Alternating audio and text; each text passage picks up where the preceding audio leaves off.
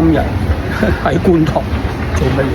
下街嚟到呢度有一間嘢一定要試，又係 KK 食嘅時間，睇下咯，大家。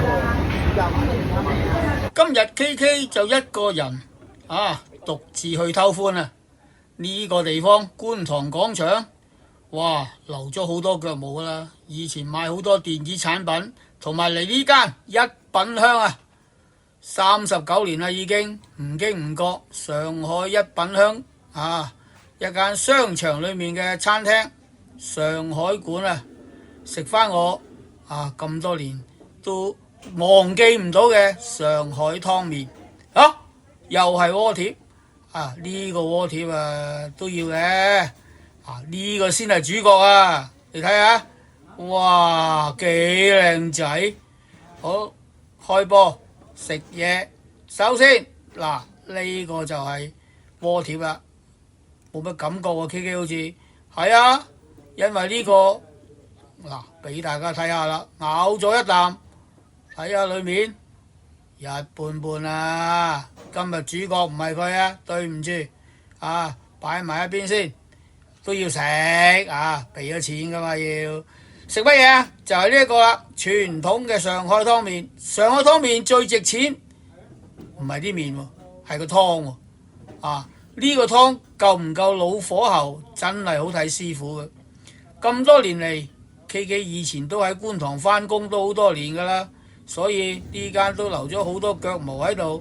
唔係口水唔係腳毛就係呢個湯啦。你睇下 KK 入得幾滋味唔好講笑啊！呢個湯飲完真係唔會口乾噶，咁你就知道個公價有幾多啦。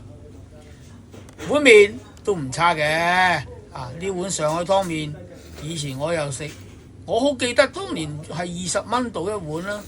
今日就呢張單幾錢啊？一陣間俾大家睇下知啦。好快一個人食嘢啫今日，所以好快就俾我搞掂佢啦。